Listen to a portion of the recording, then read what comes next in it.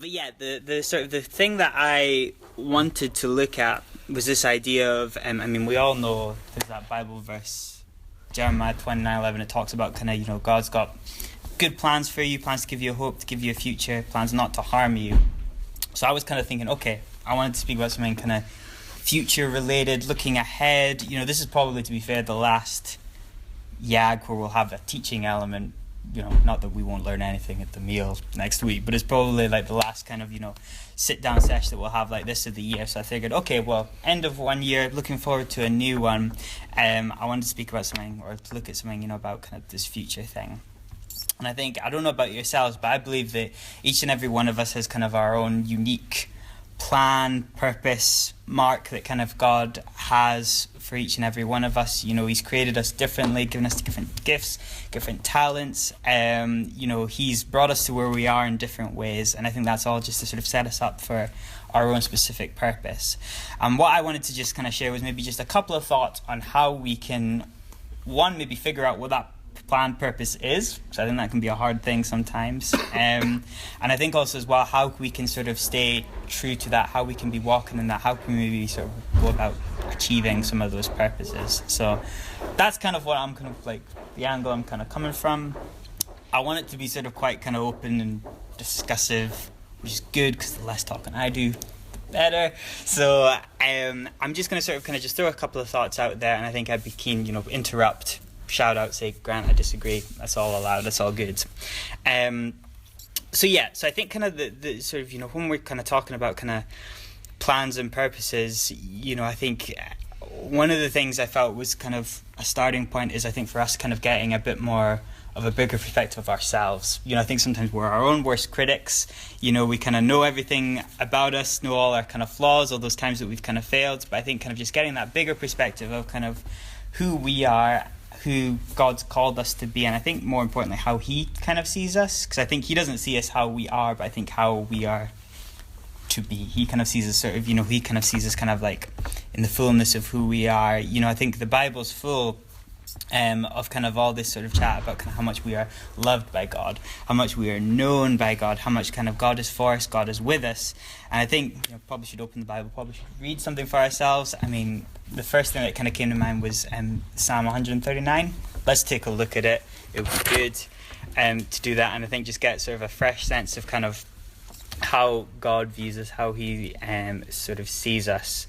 And I think once we kind of, get to grips with this stuff about how we're kind of viewed by him, or how he thinks of us, I think that can't help but kind of bleed into how we go about doing what we do.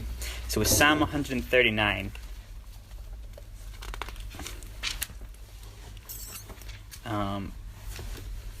and Rory, actually no, Darren, you were last here. You can start us off. We don't need to read, let's think. Do we need to read the whole thing? Yeah, let's read the whole thing, because it's all nice. Just read as much as you want, but more than one line, and then we can go around. Yeah, perfect. God's complete knowledge and care. Lord, you have examined me and you know me. You know everything I do from far away. You understand all my thoughts. You see me whether I am working or resting. You know all my actions even before I speak. You already know what I will say. You're all around me on every side. You protect me with your power. Your knowledge of me is too deep. It is beyond my understanding. Where could I go to escape from you? Where could I get away from your presence? If I go up to heaven, you are there. If I go down to the grave, you are there. If I ride the wings of the morning, if I dwell by the farthest oceans, even there your hand will guide me, and your strength will support me. I could ask the darkness to hide me, and the light around me to become night, but even in darkness I cannot hide from you. To you the night shines as bright as day. Darkness and light are the same to you. For you formed my inward parts, you knitted me together in my mother's womb. I praise you, for I am fearfully and wonderfully made. Wonderful are your works, my soul knows it very well. My frame was not hidden from you when I was being made in secret, intricately woven in the depths of the earth. Your eyes saw my unformed substance. In your book were written, every one of them, the days that were formed for me, when as yet there were none of them. How precious to me are your thoughts, O God! How vast is the sum of them! If I would count them, they are more than the sand. I awake, and I am still with you.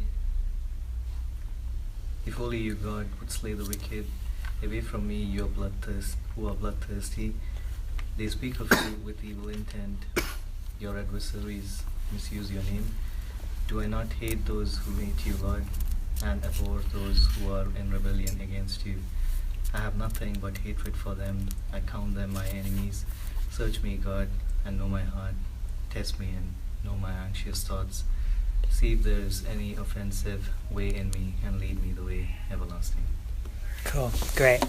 So it gets a little bit kind of bloody there towards the end, but I think the parts that I was really wanting us to focus on is kind of that element of kind of how intimately God knows us. You know, it's kind of the bit that always gets me is this kind of idea of kind of, you know, how precious God's thoughts are. You know, his thoughts for each and every one of us are more than sands on the seashore, which I think is the thing. 'Cause I mean, I think for myself, you know, when you know someone's thinking about you, you know, I think that's a really, really kind of huge thing. And I think for, you know, God to sort of kind of be thinking so much about us, you know, I think is a wonderful thought. So I think for us, kind of when we are thinking about, you know, our purpose, his plans for our lives, you know, I think, you know, it's important to sort of have that bigger perspective of kind of how he views us. And, you know, I think almost to try and shift that lens a little bit that we sometimes put ourselves in, and actually try and put on kind of God glasses, God goggles, to kind of sort of, you know, see what we look like and to see what we're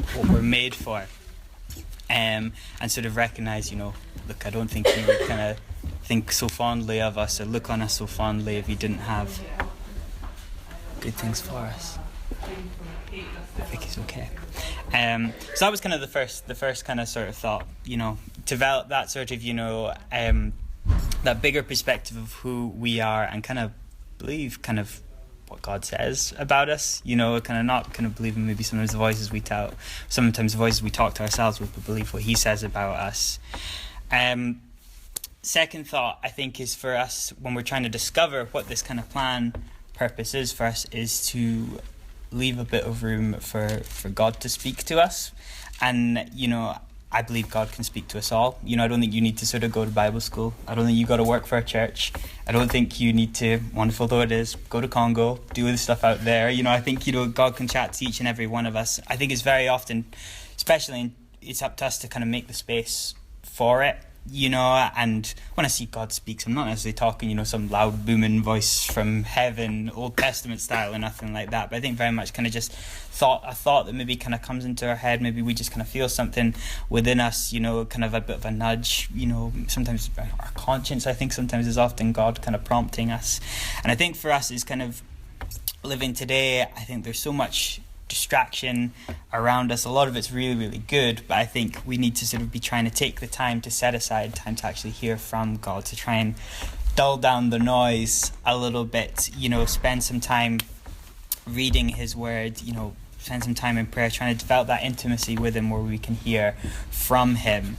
And I think it's very often in those moments, and when you're trying to be attentive to that you can really get stuff revealed about kind of, you know, what that kind of plan and purpose, what that future can look like that he's calling you towards. I mean, I know for myself, one of the big things this past year has been involved with these summit events kind of on at kind of tunnels, and that kind of came from, I mean, I felt it was kind of God kind of sort of talking to me about it, and it was a conversation I had with a friend of mine, and about kind of how there wasn't any sort of young adults event for people our age, and that thought kind of stuck with me. It was nagging, it was kind of going on at me, and I kind of took that as kind of almost confirmation. God was saying, Grant, I think this is something that's on you to help organize, to help make happen. And you know, I think it's been cool seeing how that's kind of manifested itself over the past year, and with the events that we've done and stuff that's kind of happened from that. And I think it has felt like kind of it's been something that God's been part of. So I think, again, that's something I think for all of us to try and create that space, to try and be attentive to those sort of little whispers of those feelings or those nudges inside of us where we feel like, you know what, this feels like it's something coming from somewhere that's not just me making it up. So there was that. I don't know if anyone else has any sort of experience of something like that at all.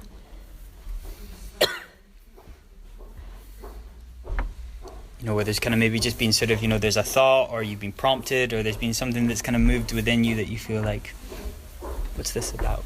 And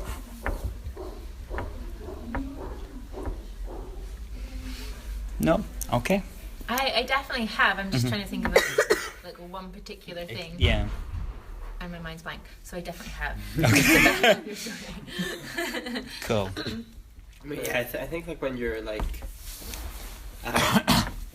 when you've got like ministry time or like time to pray for people, I just like often like they've asked people to pray and you're like, I'll pray. Like I'm thinking of like Soul Survivor, where I'm kind of there more as like a leader, and they're like, we need more people to pray. So I'm like, okay, I'll come forward to pray. And just when you're praying for somebody, you get those nudges there for words of knowledge you think God's saying over that person, and there may be more like sort of like instantaneous in that you get that nudge, and then it's within a short space of time that you're then acting on that nudge. I guess it's kind of different from something like Summit, which is more like it's an idea which then needs a lot of time and thought and invested in it to make it come to fruition. But I guess kind of when you're praying for someone, that's kind of like a condensed version of you're listening to God. You're kind of given that space, trying to not fill it too much with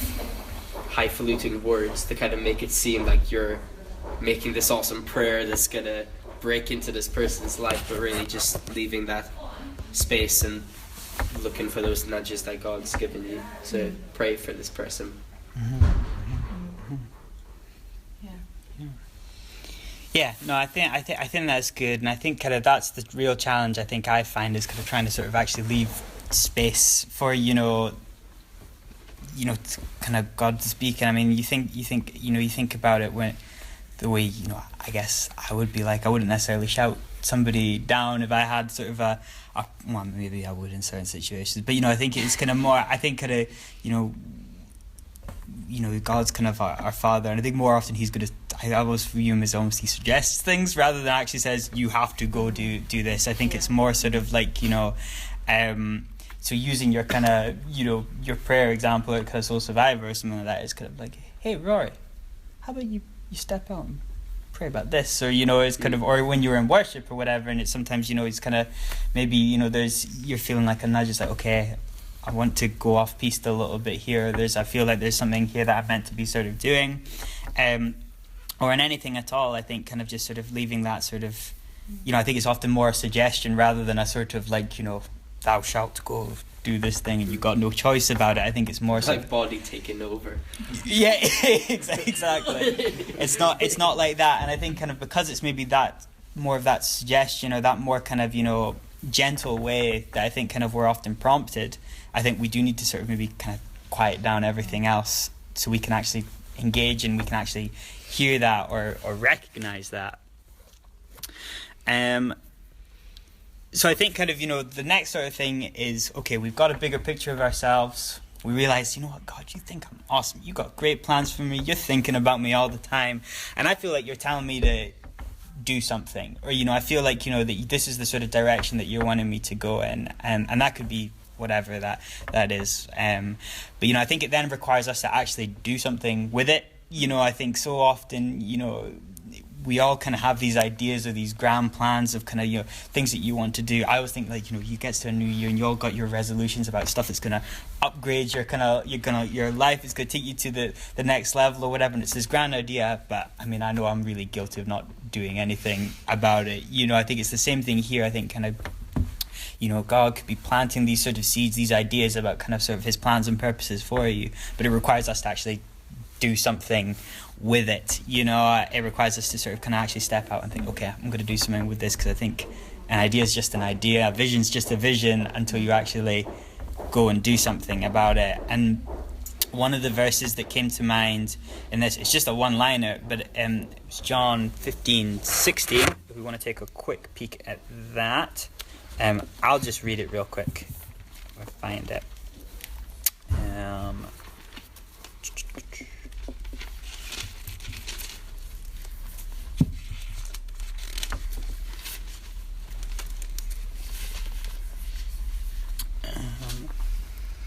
And let me get not the message.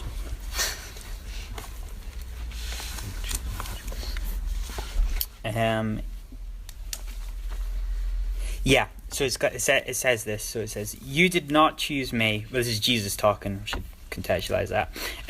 Is it Jesus talking? Yeah, totally Jesus talking.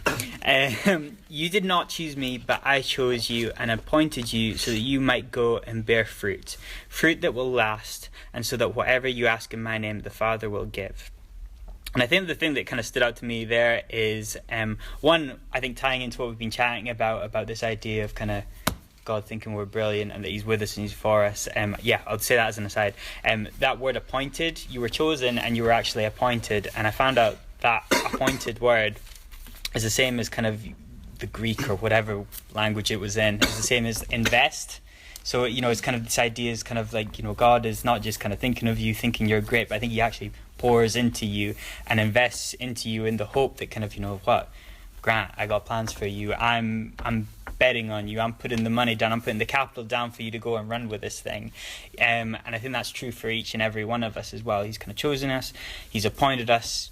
He's backing us in every possible way so that you might go. And this is the point I'm kind of trying to get to here. So there's actually an action out there. You've got to go out and do it. I think our faith isn't a passive kind of thing. It's not something that you kind of just sit and you just kind of keep to yourself and you just kind of chill on. I think it's something that we're actually called to actually go out and do something with. So I think, whatever it is that we're kind of feeling like that God's planning on our hearts, stuff that he's kind of sort of saying to us, these ideas that he's dreams, whatever that he's kind of putting us, this purpose that he's got for us, that he's chatting to us about, I think we then need to actually go and do something with it. It's not just a nice thought for a nice thought's sake. I think there's actually, so it can, like it says, bear fruit, that it can sort of, make a difference out there. So that was kind of sort of the third thought. So kind of, God thinks we're great, he's for us, he's with us, he thinks we're brilliant. We've got to get a bigger perspective for ourselves on how he views us. Let's make space to hear from him. When we do hear from him, let's go and do something about it, rather than kind of just taking it and just sitting on it, because that's not going to bear no fruit for no one. So kind of again, sort of kind of moving forward, I think, what are the sort of things that can maybe hold us back in doing this? We're like, yes, go, I want to start running with this thing.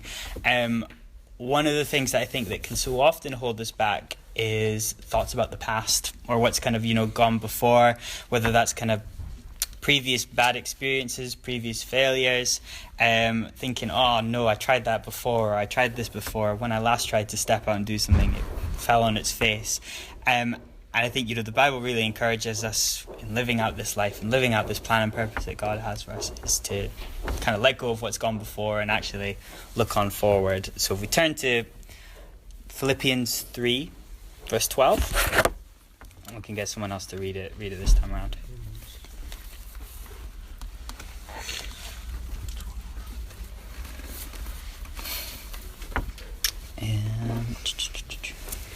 So it's Philippians 3, verse 12 to 14. If someone wants to shout that out already, if they've got it. I do not claim that I have already succeeded or have already become perfect. I keep striving to win the prize for which Christ Jesus has already won to himself.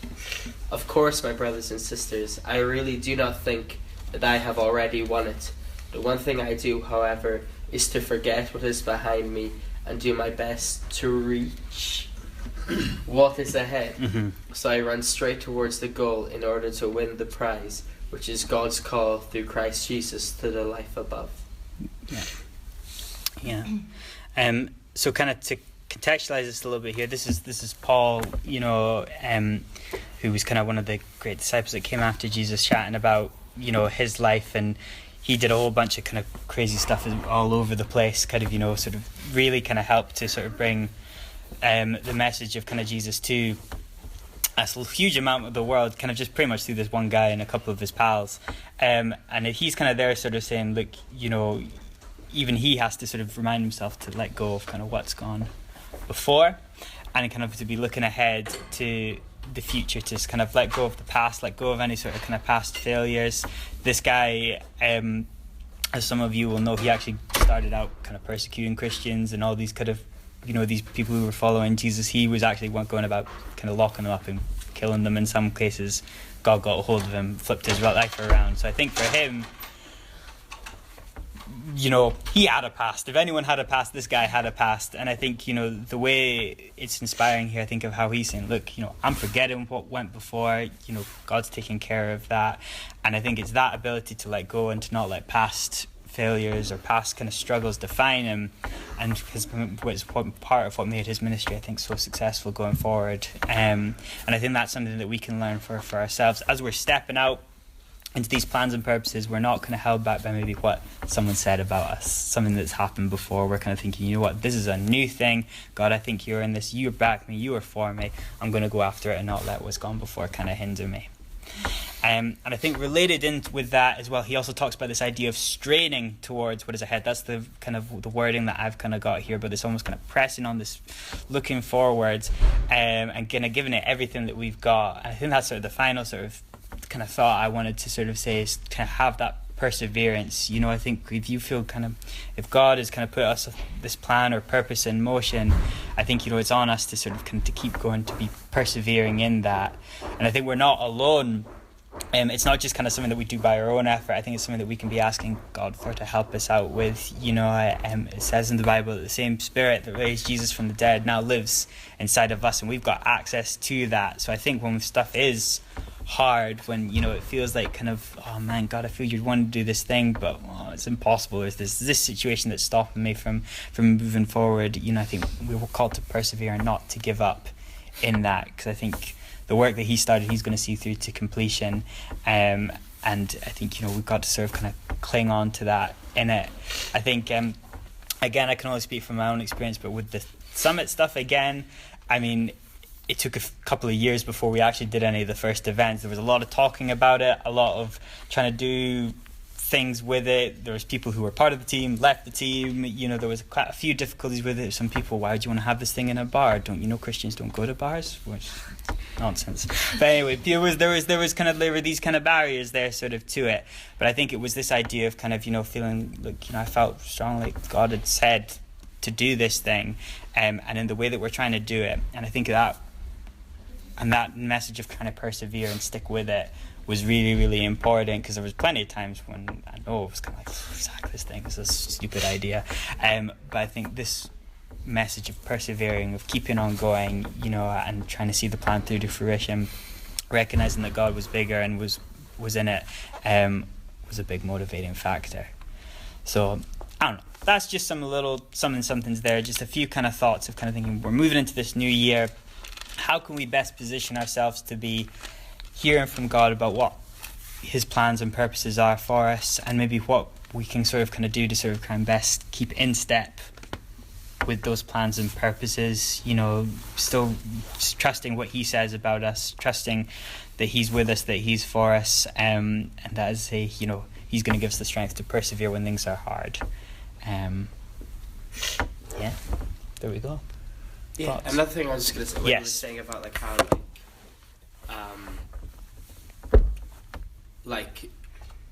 you think about like bad experiences in the past, when like things are going like downhill.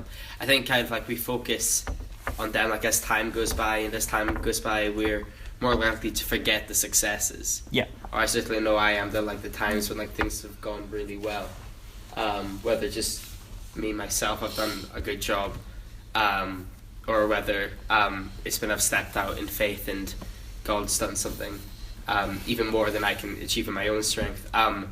They're like those totally like get like forgotten about over time, but you still like keep thinking about like those like mistakes and times when you like fell a bit short.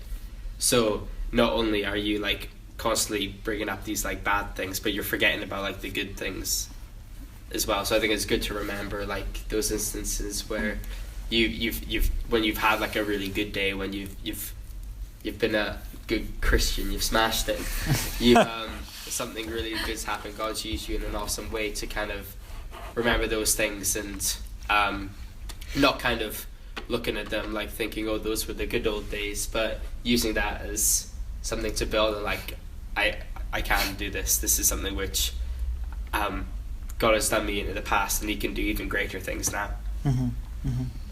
Yeah. No, I think that's good. I think it's kind of funny how our minds work sometimes about how it automatically seems predisposed. You could be the most positive person, but I think you still kind of, your thinking can often still kind of predispose to kind of more the negative way of like looking at things, whether that is past experiences, remembering the harder things rather than the good things. So I think, you know, I think that's why it's so important. I mean, how many times do we sort of kind of like, oh yeah, you know, we sing songs, you know, God loves us, He's with us, He's for us and stuff like that, you know, but there's a reason we sing those songs every single week is to kind of sort of, because you forget about it. It's true. And I think the same is, yeah, exactly, you know, and I think that's kind of also why like stuff like this is super helpful, because you know, we can be that to each other of kind of sort of saying, it's like, hey man, it ain't so bad. Remember that thing you did last week? And I think it can help shift our focus, you know, to kind of sort of to kind of those things that have kind of been good, and to help us take the focus of kind of like, oh no, but last time this happened, you know, it helps us just to get that bigger perspective there. So I think also like not taken fully on board also when people like, when you're going for something like say your summit or whatever it is, and people are like, oh, and it can like being so convinced in what God has said to you that it wouldn't shake you. Like I remember when I had applied for Bethel, and it all happened really fast, and because I'd gone to visit my brother who was out in California, and he was at the school, and I'd gone to visit him, and I on the way home I kind of was like, oh, I'd like to stay longer. And God was already nudging me, but I was ignoring it because it sounded really scary. So I just completely ignored him. So he was already nudging me at that point. And then, so he's constantly speaking to us, just sometimes we don't listen. So I was ignoring him. And then when I got home, my mum had said to me, so are you going to apply for the school? Which is a random question anyway. And I was like, yeah, I don't know. And so she was like, well, you know, you could apply, and then if you get in, it could be a thing, and then if you don't get in, then it's a no. And I was like, I guess. And so I did, and I got in. So it happened all very fast, and then I got in. I had an interview, like 2 weeks in, I got an interview, then I had 2 weeks later, I finished work, and then I was in California like 2 weeks after that. But when I started, I was scared to tell people at first, because I was like the quiet, shy one that didn't say boo to a goose. So, and when I started telling people, they were like, what is it? That's definitely a phrase. Wait. After your point, can you bring it back to better explain the context? I don't even know what that means. No, like you wouldn't. I don't know. It's just like I know it's a funny phrase, but it's no, it's it is good. a Phrase. It's good. It's I wouldn't have said boo to a goose. I still wouldn't say boo to a goose. It's kind of a weird thing to do. Anyway, you were saying. I don't know if that is a phrase now. I'm doubting. No, it's true. It's true. It's true. Yeah. Boo to a goose. That's all you're going to remember from this story now, but that's okay. I don't mind. So I was shy and quiet and what have you, and then I remember telling some people, and I was nervous to tell people, and I told people, and they're like, you can't go to California, like, you're like a home person. And I was like, oh yeah, I am a home person, I don't know if I can do, and like it was like this kind of, but I was like, by that point I was kind of, I'm in, guys, I'm going, pay my deposit. But like I was so like new, because God had been nudging me all this time, and He'd been speaking to me, like I knew I was meant to go. But I think that's why like it's so important to have that relationship with God, and that kind of listening to Him and trusting Him, and not trusting ourselves. Like I could be like, yeah, no, you're right, actually I'm a home bird, like I don't do this kind of thing, you're right. But actually just listen to, no, this is what God said. Like this is who God says I am. Like God says I'm courageous and fearless, and God says this is a turning point in your life, you know. And so sometimes it's easy to agree with what sounds comfortable and sounds like you, but actually if we look at the Bible, we're way better than what we think we are. So or even sometimes, like even people with good intentions, they were just shocked. Like it wasn't that they were like, terrible bad people, but they just were shocked because it wasn't something that I would normally do, which is why I was so convinced it was God, because I was like, I would not choose to do this. So I don't know if that story helps. No, it's good, and I think that's right, because I think kind of quite often, well, this is what Rebecca says. So I think we believe kind of like everything that kind of God said about us. I think we'd be like the most kind of like arrogant people, kind of, out there. I think if we actually kind of like, and not that makes it sound bad, but I think it's kind of true. I think kind of how fondly He kind of thinks of us, and how kind of much love there is kind of for us, and how brilliant He thinks we are. I think we would, if we could have fully like understood that, we'd be like, oh, untouchable, be levitating everywhere we kind of went, and I think it's kind of I think it's kind of just trying to sort of kind of walk into that, and it's not the way I heard it put is kind of, it's not self-confidence, it's God confidence. I think kind of believe in kind of it's true because God says it, not because of anything I do. It's kind of so no, I think that's great, and I think kind of that helps when you don't necessarily feel fearless, courageous, right. Super smart, the right person for the job, whatever. But I think it's kind of like God's appointed you and He's equipped you for it, and I don't think He'd be giving you those nudges and creating those opportunities if you weren't meant to sort of kind of to run at it. So no. I think maybe some of the like bigger ones God's telling you to do are like are very much out your comfort zone, and I think they're maybe ones that probably stick in your head a little bit more, because you're like, why has God asked me to do that when it's such a you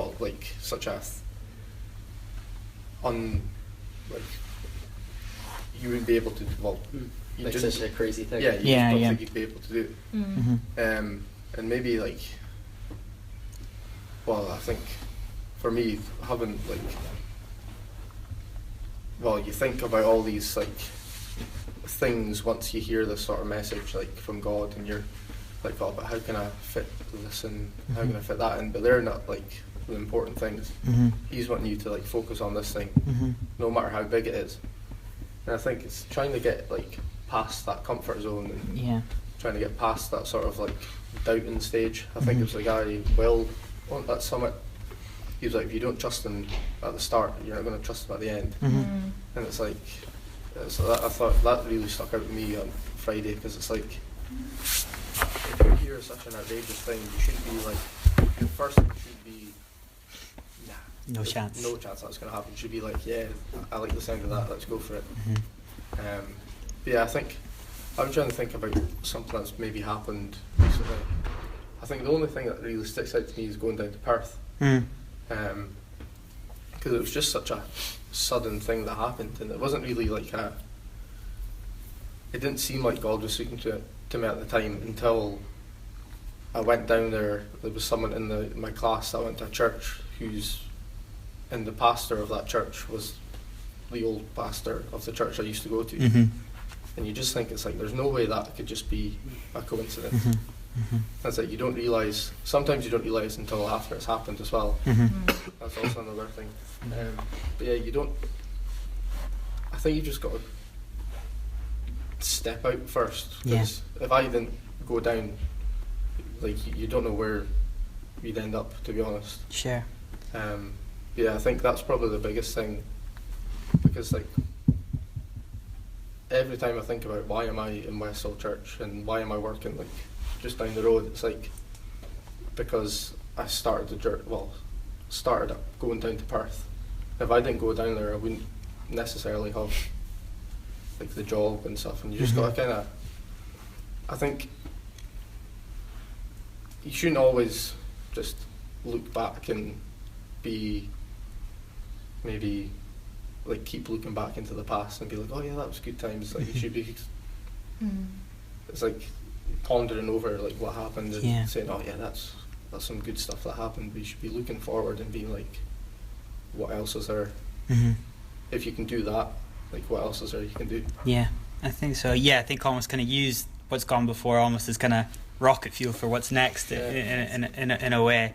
And I think, with the kind of thing you were saying about kind of when something seems like so crazy big, it's like, how on earth could that happen? It's like, it's a cliche, but it's a good one. It's kind of, I think, Journey of 1,000 Miles starts with like first step. And I think there is something about kind of almost, I think you activate something as soon as you kind of actually step out into something. And I think, I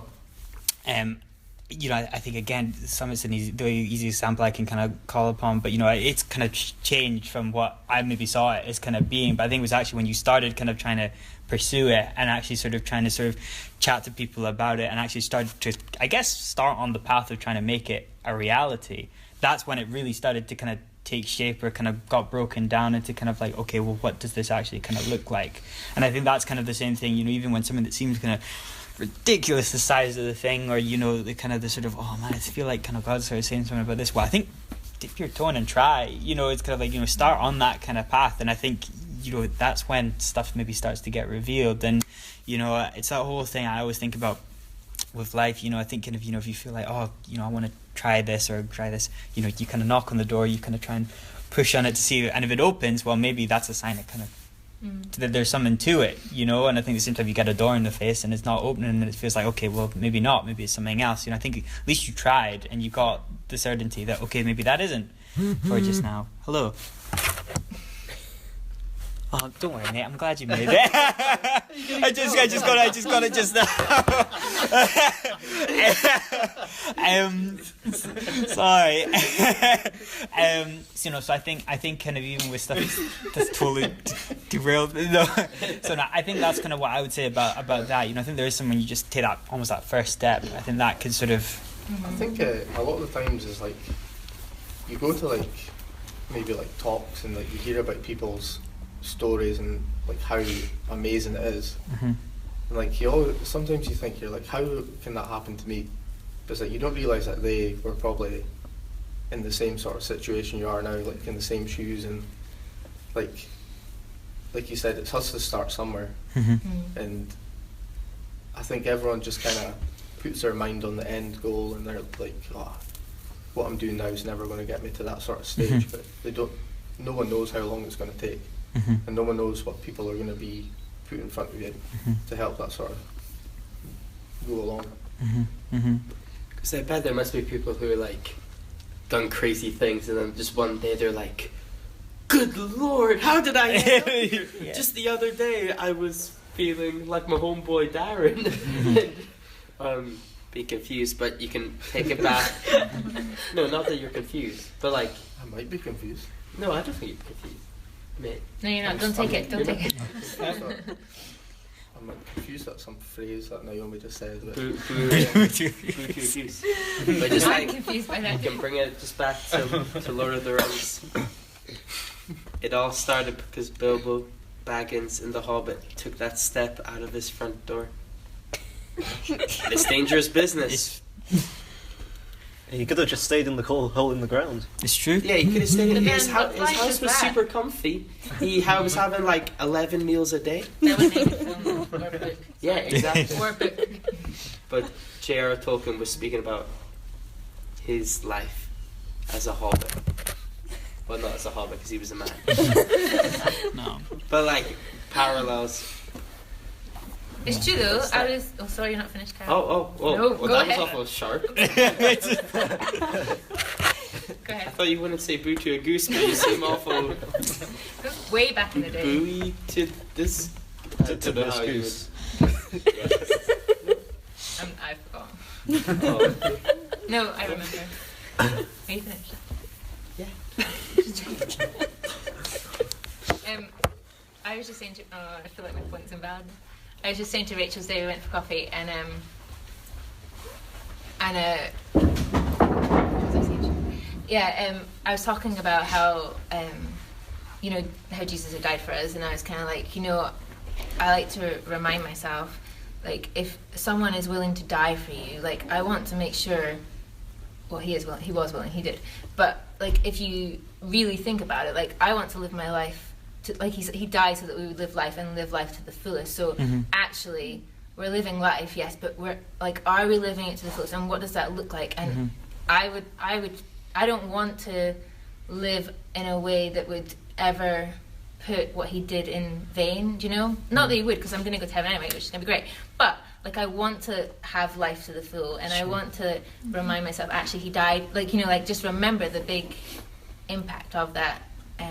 That was kind of what I said, she wasn't it? Yeah, okay. Is that what I said? But, like, I was talking to her about that, and I kind of was, like, felt myself being convicted of, like, oh, actually, what does it look like for me to walk out everyday life being like, okay, this is what Jesus paid for. Me walking out everyday life.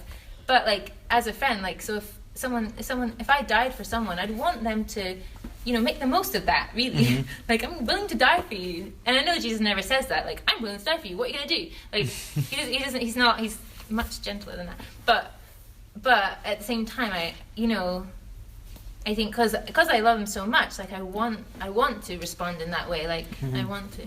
So yeah, anyway, that was my challenge today for myself. No, it's good, because I think, you know, none of us, I don't think any of us want to get to the end of our life and kind of get to heaven and be like, you know, Lord, cheers, glad I made it, just happy to be here. But, you know, I think, you know, we want him to sort of say, oh man, you did okay, but, like, you know, there was all this other stuff that was kind of like there, you know, if you'd kind of just, you know, there was all this other stuff kind of there for you. And I think I think that's kind of so right about sort of, you know, the thing I wanted us to take away from this, I didn't want us to be kind of a group where people said, oh, I wish I did this, or I would love to do that. You know, I think kind of, I want that to almost going to be like taboo in this group, because we're so busy doing all this stuff, you know, rather than sort of saying, you know, oh, I wish I did this. And it could be big stuff, it could be small stuff, at least we tried. You know, I think kind of that's kind of where, that was the thing I was wanting us to take away, and almost not going into this kind of New Year's, it's kind of, you know, not kind of being limited by this stuff, not limited by our own thoughts or perceptions of ourselves, not being limited by what's gone before.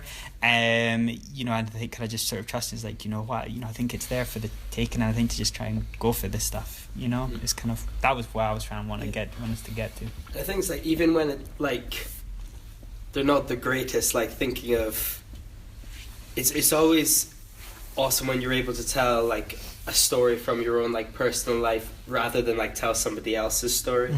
Like, even if it's a story of, like, how you messed up and you're telling it for a comedic effect so everyone can feel a bit better. Most of my stories end up like that because I make many a mistake, especially with staying up too late and such other endeavors. But nevertheless, it's so it's much better to be able to tell a story of your life and something that you think has been a great experience and you think it's helpful for someone than relying so much on the stories of others. So I guess it's kind of like, the more you go in life, you want to be building up more stories that you can tell people.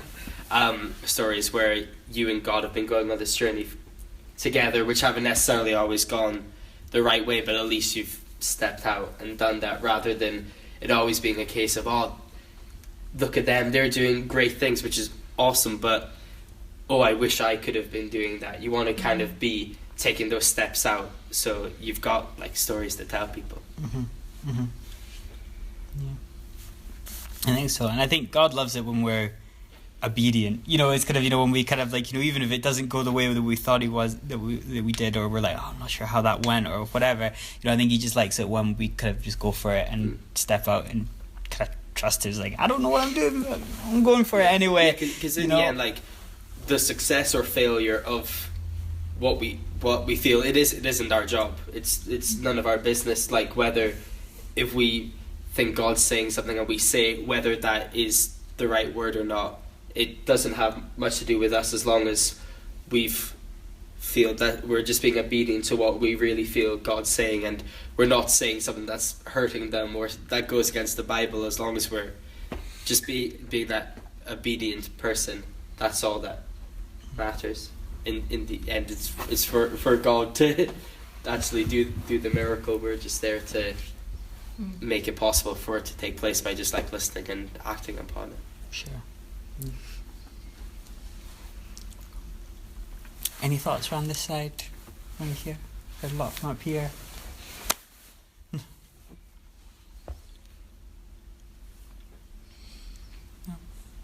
Well, I guess especially over the past year, it's just been like a roller coaster because, or I guess over the past 2 years, because I graduated from high school and then I went to college, and that wasn't great, but he showed me what he wants me to do, and he also gave me the desire to travel. So that's my thing, where I'm like, I want to travel, but how? How am I gonna get to that goal? And that's just how life has been ever since I graduated. It's been like, okay, I don't really know what's coming next, but we'll just see what opens up next. So, yeah, that's a summary of the past 2 years. I think I don't know if it's a good thing or not, but like to stop looking ahead, like keep putting your focus on what's going to happen at the end, because you're probably going to miss all the stuff that's actually happening at the moment. I mean, maybe it's good to kind of be like, oh, how's this in perspective to like what's next, maybe, but like if you think, oh, why am I doing this? Like, what's this going to do at the end of it? I think it might maybe like takes it out of proportion a little bit. Instead of just be like, I don't know, taking stuff off the shelf at the shop, one after another, instead of just saving your money for that wee little thing at the end. Just use what you've got and just doing what's right in front of you almost. Yeah. Fill your basket.